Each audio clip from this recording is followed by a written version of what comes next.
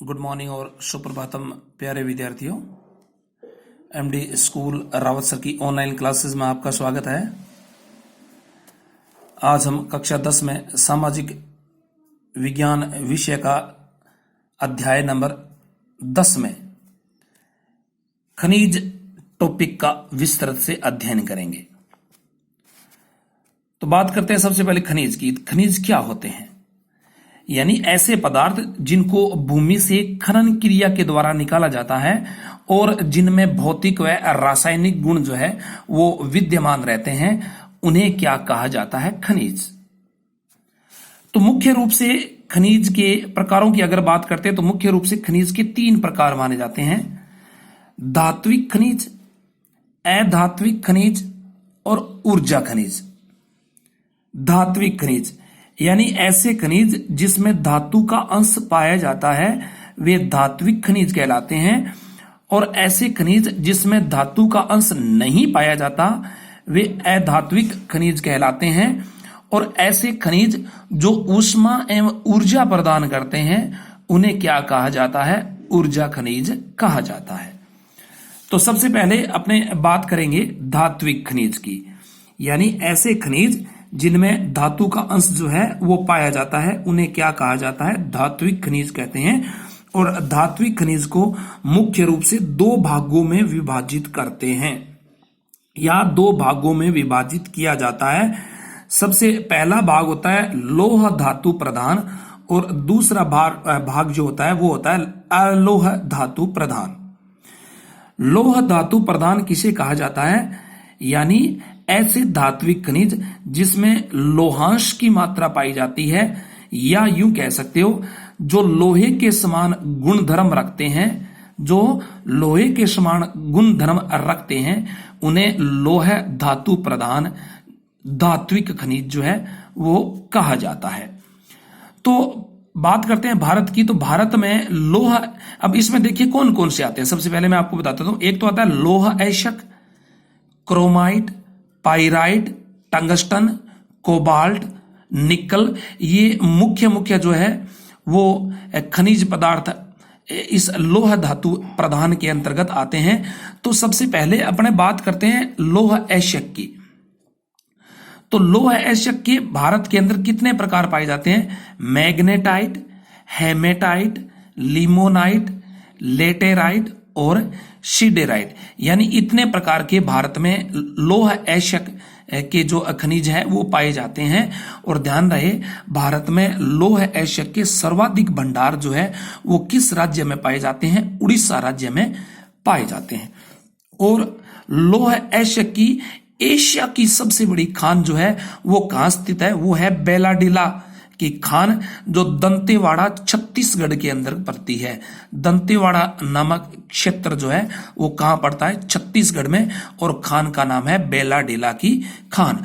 अगर लौह ऐशक के उत्पादक क्षेत्रों की अगर बात करते हैं अपने भारत के अंदर, तो मुख्य जो है वो मैंने यहाँ 5 क्षेत्र नोट किए हैं। तो सबसे पहला क्षेत्र आता है सुलेमपात, जो उड़ीसा के अंतर्गत पड़ता है। चिकमंगलूर है वो कर्नाटका के अंदर पड़ता है। धल्ली राजहरा है वो छत्तीसगढ़ के अंदर पड़ता है। पिरना आडेल जो है वो गोवा के अंदर पड़ता है। और पलामू जो है वो झारखंड के अंतर्गत आता है। चलिए अब बात करते हैं अपने अलोह धातु प्रधान की। तो ऐसे खनिज जिसमें लोहांश की मात्रा नहीं पाई जाती वो अलोह धातु प्रधान धात्विक खनिज जो है वो कहलाते हैं। और एग्जाम्पल के तौर पर अगर इसमें कौन कौन से धातु आते हैं अपने बात करते हैं तो सोना है, चांदी है, तांबा है, जस्ता है, बॉक्साइट है, टिन है, मैग्नीशियम है, सीसा है, प्लेटिनम है। यानी इस प्रकार के ये धातु होते हैं जिनमें लोहांश की मात्रा नहीं पाई जाती, अर्थात ये लोहे के समान गुणधर्म नहीं रखते। इन्हें क्या कहा जाता है? अलोह धातु प्रधान धात्विक खनिज जो है वो कहा जाता है। चलिए अब धात्विक खनिज के बाद दूसरे नंबर पे बात करते हैं अधात्विक खनिज की। अधात्विक खनिज यानी ऐसे खनिज जिसमें धातु का अंश नहीं पाया जाता, जिसमें धातु का अंश नहीं पाया जाता वे अधात्विक खनिज कहलाते हैं। एग्जाम्पल के तौर पर बात करते हैं तो अब्रक है, नमक है, पोटाश है, सल्फर, चूना पत्थर, संगमरमर, बलुआ पत्थर और डोलोमाइट आदि। चलिए अब तीसरे नंबर पे अगर अपन बात करते हैं ऊर्जा खनिज की, किसकी? ऊर्जा खनिज की। तो ऊर्जा खनिज ऐसे खनिज जो ऊष्मा और ऊर्जा प्रदान करते हैं, इन्हें क्या कहा जाता है? ऊर्जा खनिज कहा जाता है। और हम सुविधा की दृष्टि से ऊर्जा खनिज को दो भागों में विभाजित करते हैं। सबसे पहला आता है परमाणु या आणविक खनिज और दूसरे नंबर पे आता है ईंधन खनिज। तो सबसे पहले बात करेंगे अपने परमाणु या आणविक खनिज की। परमाणु या आणविक खनिज की, तो ऐसे खनिज जो हमें ऊर्जा प्रदान करते हैं उन्हें क्या कहा जाता है? परमाणु या आणविक खनिज कहा जाता है। और ध्यान रहे, सबसे पहले भारत के अंदर 1948 ईस्वी में 1948 ईस्वी के अंदर परमाणु ऊर्जा आयोग का गठन किया गया था। अब इसके अंदर कौन कौन से खनिज आते हैं? यूरेनियम 235, यूरेनियम 235, 233 और 338, यानी यूरेनियम 233, यूरेनियम 235 और यूरेनियम 338 इसके अंतर्गत खनिज आते हैं। और आता है प्लूटोनियम 239, थोरियम, बेरिलियम, जिरकन और इल्मेनाइट आदि प्रकार के खनिज जो है वो किसके अंतर्गत आते हैं? परमाणु या आणविक खनिज के अंतर्गत आते हैं। चलिए अब अपने बात करते हैं ईंधन खनिज की। तो ऐसे खनिज जो हमें ऊर्जा प्रदान करते हैं या ऊष्मा और ऊर्जा दोनों प्रदान करते हैं वो ईंधन खनिज कहलाते हैं। जिसमें बात करें, कोयला आता है, पेट्रोलियम आता है, प्राकृतिक गैस आता है। तो मुख्य रूप से 3 इसके अंदर खनिज आते हैं, कोयला, पेट्रोलियम और प्राकृतिक गैस। ये मुख्य रूप से 3, यानी 1 नंबर पे कोयला, दूसरे नंबर पे बात करते हैं पेट्रोलियम की, तीसरे नंबर पे बात करते हैं तो प्राकृतिक गैस की। जैसे सबसे पहले कोयला, तो कोयले के प्रकार होते हैं एंथ्रासाइट, बिटुमनी, लिग्नाइट और पीट। और पेट्रोलियम की बात करते हैं तो भारत में 1860 ईस्वी के अंदर पेट्रोलियम दोहन की प्रक्रिया जो है वो सबसे पहले प्रारंभ की गई थी। कहां से? डिगबोई, असम से प्रारंभ की गई थी।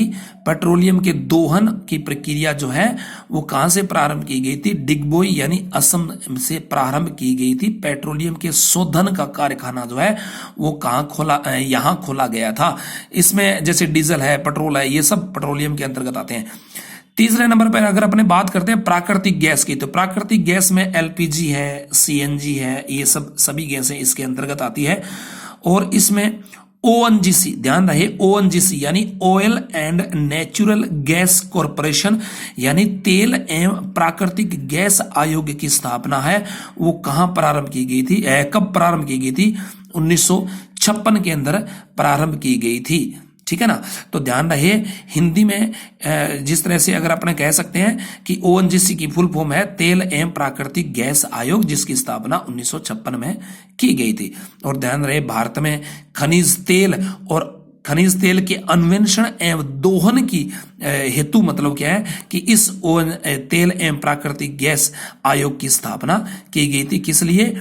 कि भारत के अंदर खनिज तेल के अन्वेषण यानी खोज और उसके दोहन के लिए, उसको शुद्ध करने के लिए, ठीक है ना, इसी की स्थापना की गई थी। किसकी? तेल एवं प्राकृतिक गैस आयोग यानी ओएनजीसी की। ठीक है, चलिए अब अगर अपन बात करते हैं भारत में खनिज तेल के उत्पादक क्षेत्र जो है वो मुख्य कौन कौन से हैं, तो कौन कौन से राज्य इसके अंतर्गत आते हैं? तो असम, गुजरात, महाराष्ट्र और राजस्थान इसके अंतर्गत आते हैं। चलिए बात करते हैं सबसे पहले किसकी? असम की। तो असम के अंदर डिगबोई है, लखीमपुर है, पथरिया है, नाहरकटिया है आदि क्षेत्र आते हैं। गुजरात के अंदर अंकलेश्वर है, लुनेज है, कलोल है, महसाणा है, जामनगर है। महाराष्ट्र की बात करें तो बॉम्बे हाई है, बसई अपतटीय क्षेत्र है। राजस्थान की बात करें तो जैसलमेर है, बीकानेर है, बाड़मेर है आदि क्षेत्र आते हैं। ध्यान रहे, बाढ़ के अंदर मुख्य अगर अपने खनिज तेल के अगर इनकी बात करते हैं अपने कुओं की, तो जैसे मंगला है, भाग्यम है, ऐश्वर्य है, सरस्वती है, ये मुख्य रूप से राजस्थान के अंदर तेल के या खनिज तेल के कुएं मिले हैं या वर्तमान में ये कार्यरत है। ओके, थैंक यू बच्चों।